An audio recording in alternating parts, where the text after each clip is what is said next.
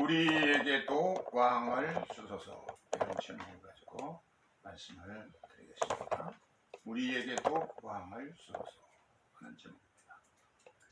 사무엘상 8장 1절에서 보면은 사무엘이 늙었습니다. 그런데 그의 아들들이 있는데 두 아들에게 사무엘이 사사직을 물려줍니다. 일종의 세습을 이제 세습 통치를 하게 됐는데 잘생긴 두 아들이 있었어요. 그래서 첫째 아들은 이름이 요엘이고 차남, 둘째의 이름은 아비야. 브엘세바에서 사사가 되어서 통치를 하게 됐습니다. 그런데 이 두 자식은 부친과는 달리 뇌물을 받고, 부친은 전혀 껌한 게 받는 적이 없는데 너무 선물을 받는 거, 기념품 받는 것을 좋아했습니다. 그리고 재판을 늘 굳게 했습니다.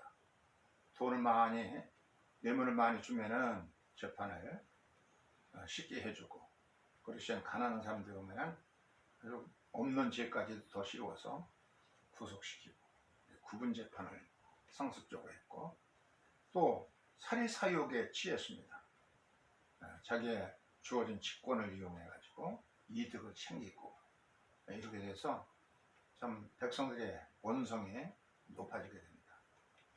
그래서 이스라엘의 장로들이 각 지파를 대표하는 두령들이었는데, 이들이 멀리 라마에 사는 사무엘까지 집에까지 찾아가서 당신이 이제 나이가 들어서 늙어가지고 사사노로 살 수가 없게 되었고, 또 당신의 두 자식은 뇌물을 너무 밝히고 재판을 굳게 하고, 그리고 사리사욕에 눈이 어두니까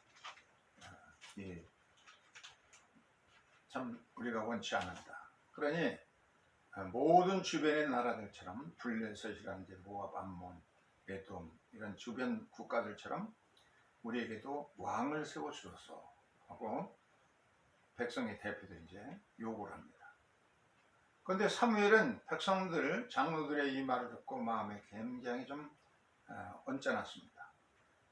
그래가지고서는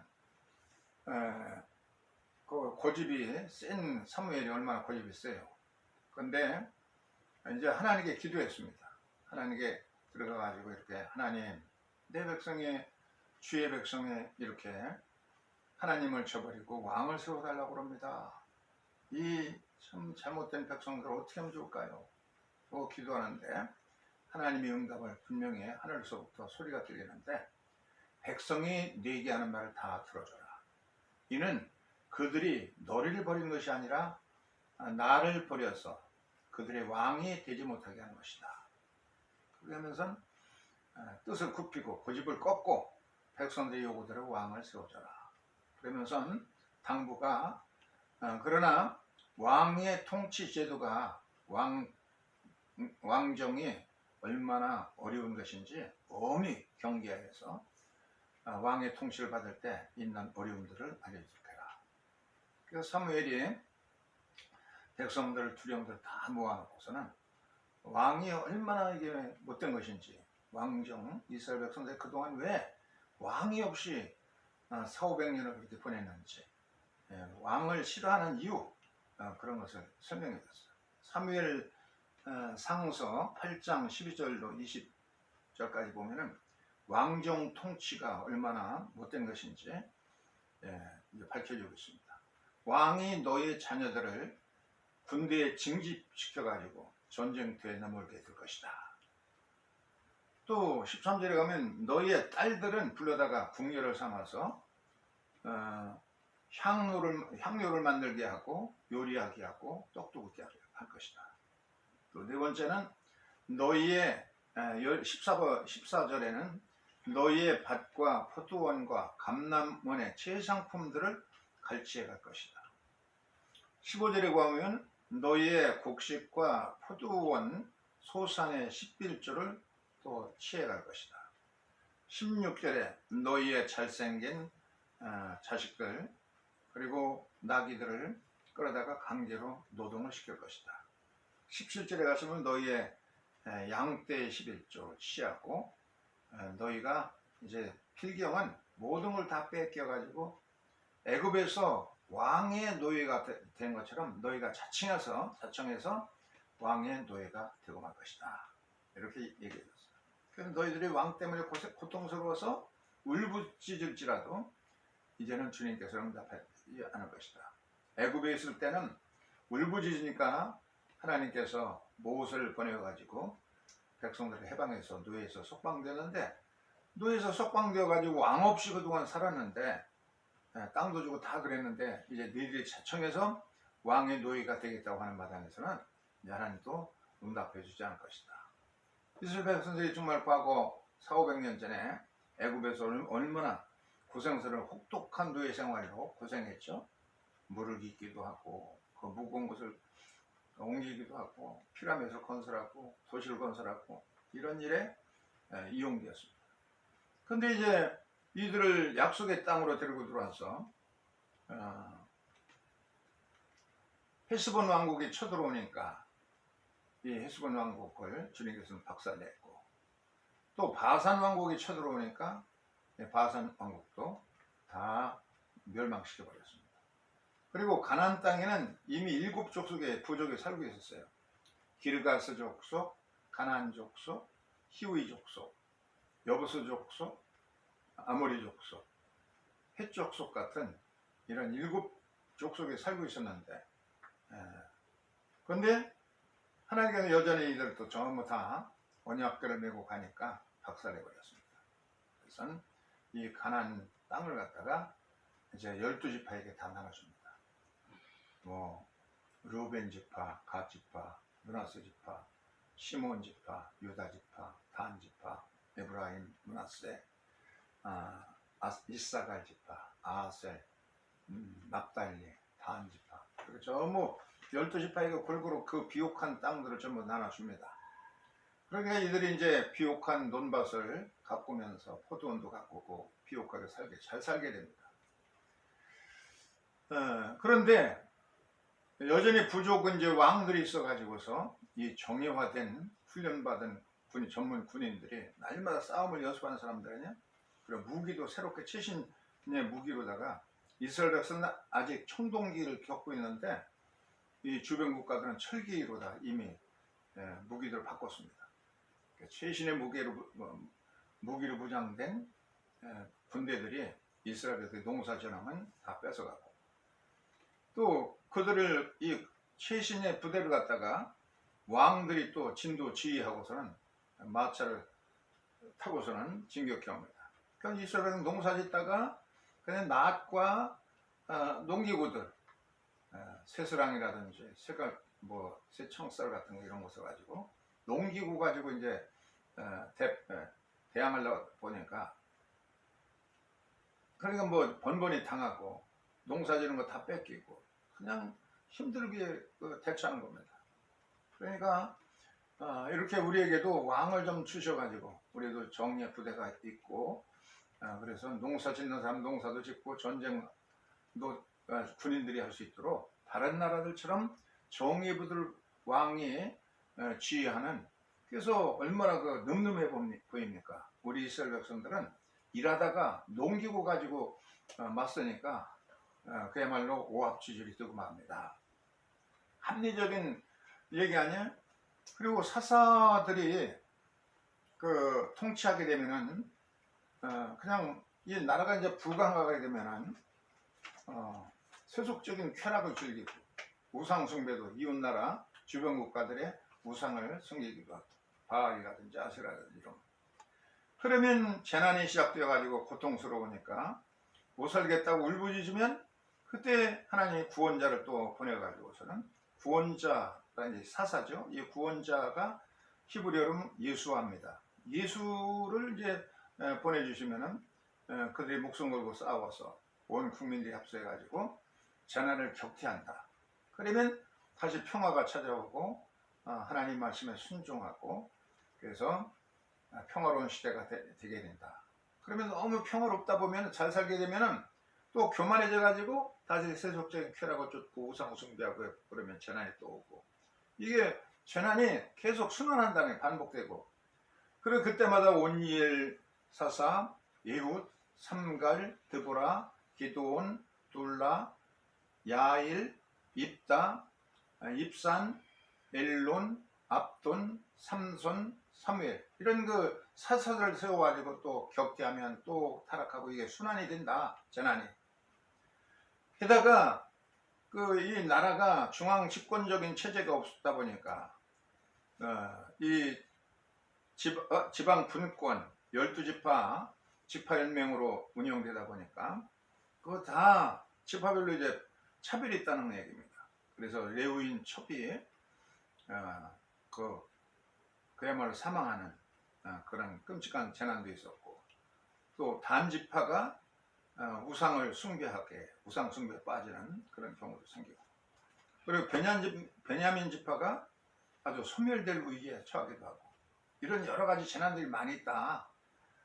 그러니까 제발 우리에게 왕을 좀 세워달라. 그런데 이 주변 국가는 왕이 통치를 하면서 그 나라에는 어떤 우상이냐면 이 밀곰이라는 우상이 있어요. 이 밀곰 우상을 보세요. 이건 황소가 이제 손을 앞발을 들고 있으면 그 밑에 불을 지펴가지고 뜨겁게 달군 데다가 이스라엘 여인들이 자기 아들을 갖다 바치는 겁니다. 그런 거 이지직하고 그냥 타면은 우리 집에 재앙이 다 없어지겠다. 그러면서 차진해서 이렇게 밀곰에게 자식들을 제물로 바치고, 그런 것이 이 이름은 어떤 나라는 밀곰이고 어떤 나라는 몰렉이라고 그러고 그럽니다. 몰렉. 근데 이 몰렉이라는 단어는 히브리어를 보세요. 이렇게 씁니다. 몰렉. 미음자에다가 리을자에다가 키역자에서 몰렉인데, 이게 몰렉이라도 발음할 수가 있고 모음 부호가 원래 없어요. 히브리어는. 이게 기원은 11세기에 마소로 학자들이 붙인 것입니다. 그러니까 자음만 가지고도 잘 읽어요. 지금도 유대인들이. 그래서 이것을 몰렉으로 읽으면은 뜻이 이제 사람 잡아먹는 귀신이라는, 몰렉 귀신이 되는 거고, 이건 멜레크라고 발음하면은 왕이 되는 겁니다. 왕이라는 건 뭐냐? 왕은 멜레크라고 발음하면 왕이 되는 것이고, 그리고 몰렉이라고도 발음하면 글자는 똑같은 건데 몰렉으로 발음하면 사람 잡으면 귀신이 되는 거라 이게. 그러니까 결국은 왕이라는 것은 그야말로 백성을 잡아먹는 귀신과 같다. 뭐 중과서 해가지고 다 싹 쓸어가지요. 힘껏 농사 지으면 왕들이 다 좋은 것은 다 빼가지요. 그냥 자식들 아들 낳으면은 군대로 소집해서 전쟁터에서 죽게 하지. 딸들 낳으면 궁녀로 소집해가지고서는 궁정에서 일하게 하고. 그래서 이게 그냥 다시 애굽의 노예했던 시절로 다시 돌아가는 겁니다. 이게. 근데 뭘 이게 왕정이 좋다고 그러느냐, 그렇게 이제 설명하니까, 그러니까 이 장로들이 표정을 보세요. 백성들이 대표들이 썽이 났어요. 아가리를 그냥 막 삐죽대면서, 우리도 다른 나라들처럼 제발 왕을 세워주세요. 당신 아들들이 그 뇌물주하고 사리사욕에 빠졌고 재판을 굳게 하고 이런 게 있을 수가 없습니다. 그리고 다른 나라들처럼 왕을 세워달라. 이집트의 바로 왕에게 피해를 보면서 신물나는 고생하기 때문에 울부짖었더니 하나님께 건져주셨는데, 해방시켜 줬는데, 비옥한 그 논밭 소유하고 고대광실 높은 집을 지어놓고 잘 살다 보니까 이 사람들이 교만해져 가지고서는 다시 또 왕의 노예가 되겠다는 겁니다. 사무엘이 화가 나가지고 자꾸 타일러도 그 노인네 더 이상 고집 부리지 말고 우리에게도 왕을 세워주세요. 그냥 썽이 나가지고 입을 쭉 벌리고서는 왕을 세워달라는 겁니다. 왕정 제도는 결국은 왕을 세워주죠. 사울 왕으로부터 시작해가지고 나라가 남북으로 이제 갈라집니다. 서로 왕 되려고 이제 갈라져가지고서는 북쪽의 이스라엘과 남쪽 유다에 합쳐서 전부 왕들을 세어보니까 42명입니다. 42명의 여자 왕도 있었어요. 그래서 42명의 왕들이 통치하다가 결국은 북쪽 이스라엘은 아수르에게 멸망하고 남쪽 유다는 바벨론에게 멸망하고 한 500년이 지나가면서 왕정은 다시 실패해서 다시 바벨론의 노예가 되었어요. 다시 이스라엘 백성들은 지금도 이제 초등학교 1학년 가면 국어 교과서가 우리가 초등학교 1학년 때 일과 어머니 우리 어머니 뭐 그거 바두가 우리 바두가 이게 이제 초등학교 들어가서 국어 일과 있는데 유대인들은 그 일과가 국어 교과서 일과가 뭐냐면 아바딤 하이누 우리는 이집트의 노예였다. 바로 이집트에서 바로의 노예였다. 이것을 그냥 초등학교 1학년 때부터 세뇌시키는 겁니다. 지금도 우리가 조금이라도 방심하면 다시 노예로 돌아간다.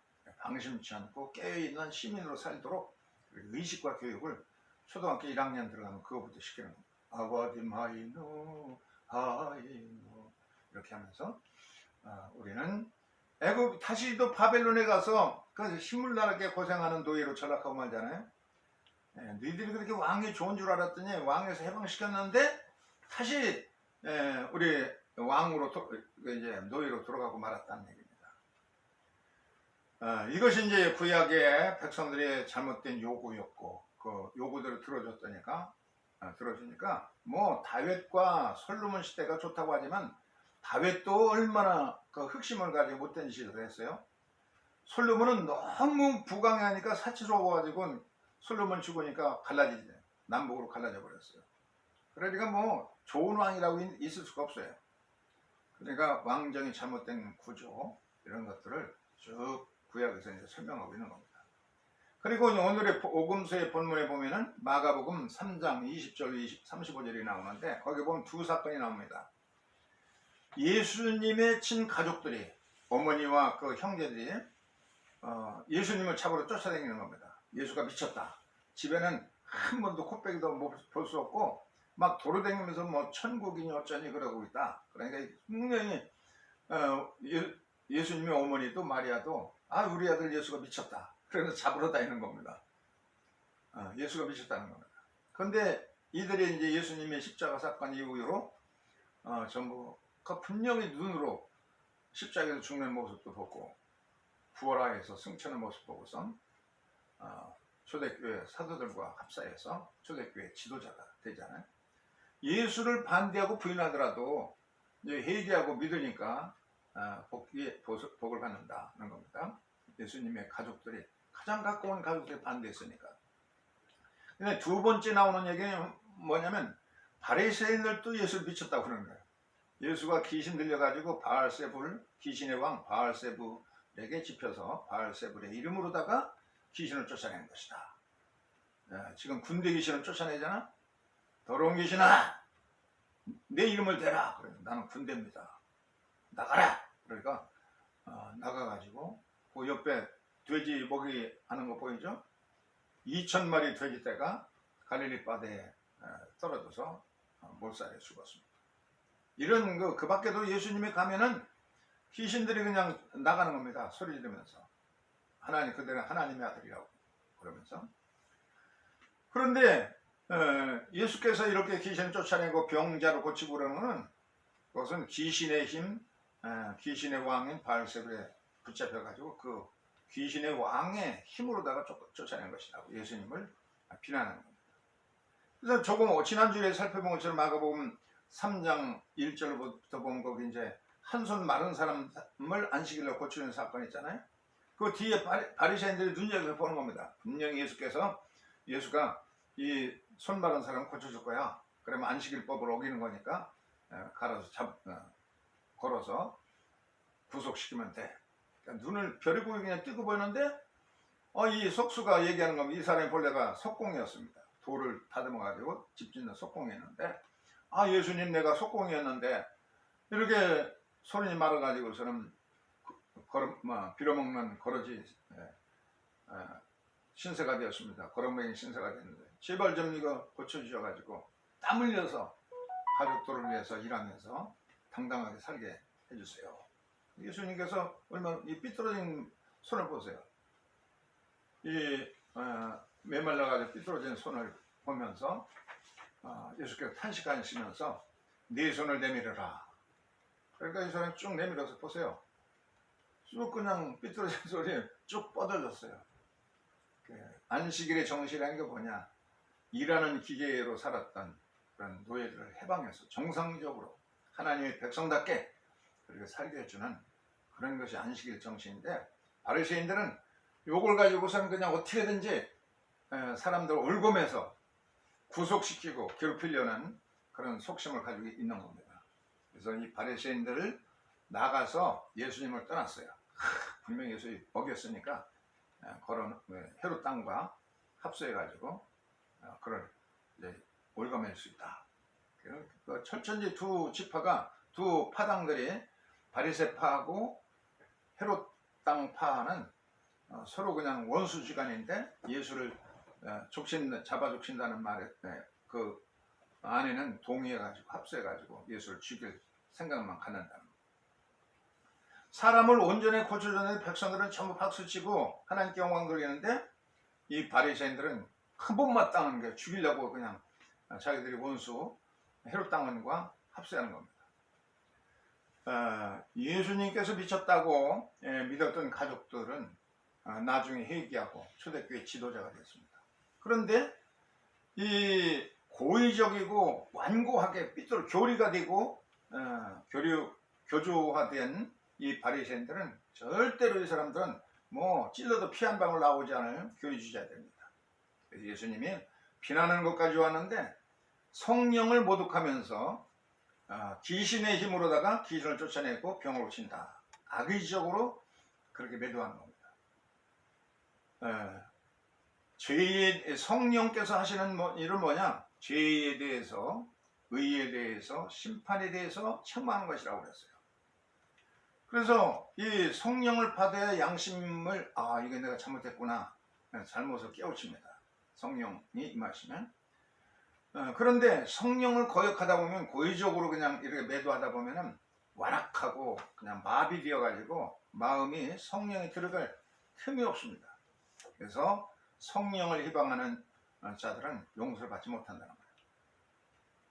디모데전서 4장 1에 이런 자들은 양심의 화인 맞은 자들이고, 고의적으로 이렇게 좋은, 하나님이 이렇게 아들이 예수의 이름으로 고쳐주고 건강하게 귀신도 나가고 그랬으면 모든 백성이 기뻐서 박수치는데, 바리새인들은 그것을 아주 어떤 법에 얼검해서 죽일까 하고 원수들끼리도 야합하고 그랬다는 겁니다. 예수님의 지도력의 정신은 뭐냐면은 그 세상의 집권자들은 만약에 권력을 잡으면 세도를 부리고 백성을 부려먹으려고 그러지만, 너희들은 섬기는 자가 되어라. 예수의 가르침입니다. 그래서 예수님의 어머니 가족들이 예수님 만나보겠다고 이제 밖에서 기다리는데, 가서 사람들이 얘기했어요. 예수님 어머니가 지금 밖에 와서 기다리십니다.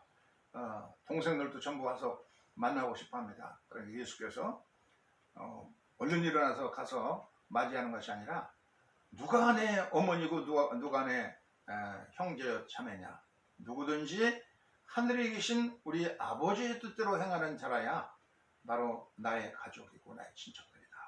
이렇게 말씀하셨어요. 이 하늘아버지는 어떤 분입니까? 악인의 밭에도 때를 따라서 햇볕을 주시고 비를 내려주시는 분 아니에요?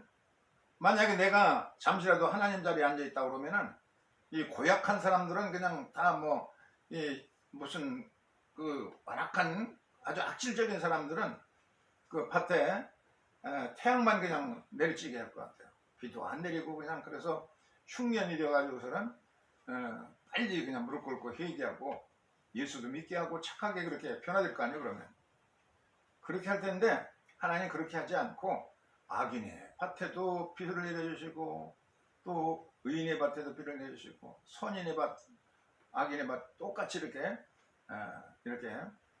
비와 햇볕을 주시는 하나님이라는 얘기입니다. 원수도 그러니까 사랑하라. 자기를 좋아하는 사람들만 사랑하면 이건 세상 사람들도 다 할 수 있는 것이고, 너희를 위해서 비방하는 원수들마저도 품는 것이 하늘아버지 뜻이라는 겁니다. 그래서 이들을 같이 사랑해야 된다는 겁니다. 이 사람은 감리교 목사 스탠리 존스라고 하는 분입니다. 타임지에서 이 스탠리 존스가 이 100년 동안 지난 20세기에서 가장 위대한 그런 선교사로서 그렇게 지정했습니다. 그렇게 훌륭한 사람인데 1924년도에 감리교 총회에서 미국 감리교 총회에서 만장일치로 감독에 추대했습니다. 한국의 감독은 권한이 없습니다. 이 미국의 감독은 그냥 파송권이 있어요. 그래서 뭐 상권적으로 가라도 가야 되고 굉장히 권한이 세는데 평생지기 별세할 때까지 감독직을 갖고 한 분이 돌아가시면은 다시 또 감독을 추대하고 그러는 건데 만장일치로 이렇게 돼 있어요. 그런데 감독직을 사표를 내놓고 인도로 나의 사명은 선교사로 간 것이다. 인도로 갔어. 죽도록 고생하면서 일을 하는데 한 분은 결심이 없어. 아무리 애를 쓰고 이리 뛰고 저리 뛰고 다녀도 결실이 없고 열매가 없는 겁니다. 아무런 성과가 없어. 그 뜰에 나가서 보세요. 이 스탠리 존스가 사과나무 밑에 가서 잔디밭에 벌렁 틀어놓았어요. 모두 포기하고 미국으로 돌아가고 싶은 생각입니다. 그런데 그때에 속삭이는 소리가 들렸어요. 얘야, 사과는 혼자서 자기 스스로 애쓰고 발버둥 쳐가지고 저렇게 열매가 맺는 걸까? 그렇게 주님의 음성같이 자기의 마음을 속삭였어요. 그래서 스탠리 존스가 얘기했어요. 아니죠. 나무 밑에는 뿌리도 있고 나무를 통해서 자연분을 받아 생명의 자연분을 받아서 물도 자연분도 받아들여 가지고 햇빛과 융합작용을 통해서 그래서 이렇게 열매가 맺고 또 붉어지는 거죠. 주님의 음성이 또 들려 속삭였어요. 너는 나무인 내게 붙어 있어야만 생명력이 너에게 공급되어서 너를 통로로 해서 열매가 맺게 될 것이다. 내가 풍성한 열매를 맺으려면 너는 통로가 되어서 이 나무인 나에게 꽉 붙어 있어야 그래 풍성한 열매를 맺게 할 것이다. 이 진리를 터득해가지고 스탠리 존스가 그냥 무한한 주님께 대한 신뢰감을 가지고 벌떡 일어났어요. 그래서 그 이후로는 자기 혼자서 이리 뛰고 저리 뛰고 막 아둥바둥 살지 않고 주님께 모든 걸 맡기고 살았더니 열매가 풍성히 맺었어요. 그 가운데 하나가 뭐냐면은 인도에는 힌두교가 왕성하잖아요. 그래서 힌두교를 그냥 그 사탄교, 기독교하고 반대가 되기 때문에 그들과 상대도 안 했는데 주님의 이 말씀을 듣고는 인도의 성자들도 찾아갔어요. 그래서 깐디도 만나고 타골도 만나고 그들의 아슈람이라고 하는 그 모임이 있는데 거기도 참석해서 그 경험을 갖다가 원탁에 앉으신 그리스도 크라이스트 온 라운드 테이블이라고 하는 유명한 책으로 썼어요. 그래서 그동안 쪼다같이 기독교가 아닌 이방 종교를 갖다가 인도에 지금까지 터줏대감으로 이렇게 자리 잡아온 뭐라고 그럴까 종교인데 그 무시했는데 그러질 않고 깐디와 대화하고 타골과 대화하고 그들이 상처를 많이 가지고 있어요. 깐디도 남아프리카 가서 그냥 예수 믿으려고 교회를 찾아갔다가 깜둥이라고 해서 그냥 쫓겨났던 적도 있고 그래서 상처를 많이 받았는데 이거 스탠리 존스의 가르침을 들으니까 아주 그냥 참 매력적이거든. 그래서 이 깐디에게도 감동을 주고 타골에게도 감동을 주고 그래서 자기 스스로도 아슈람이라고 하는 힌두교의 좋은 영성 모임을 통해서 기독교에도 이게 초대교회 같은 그런 공동체 아슈람, 크리스천 아슈람이 있어야 되겠다. 그래서 미국에 돌아와서도 뉴욕의 할렘가의 아슈람, 크리스천 아슈람도 만들고 이렇게 좋은 것들을 다른 종교를 매도하고 뭐 빨갱이고 뭐 그냥 사탄교고 막 그렇게 매도하지 않고 대화를 해서 그들에게도 감동 주고 자기도 배우고 그것은 원탁에 앉으신 예수 그리스도라는 책으로 그 사실 써냈습니다. 그래서 존경받는 열매가 많고 큰 결실이 많은 선교사가 되었습니다. 오늘 우리에게 주신 말씀을 생각하면서 잠시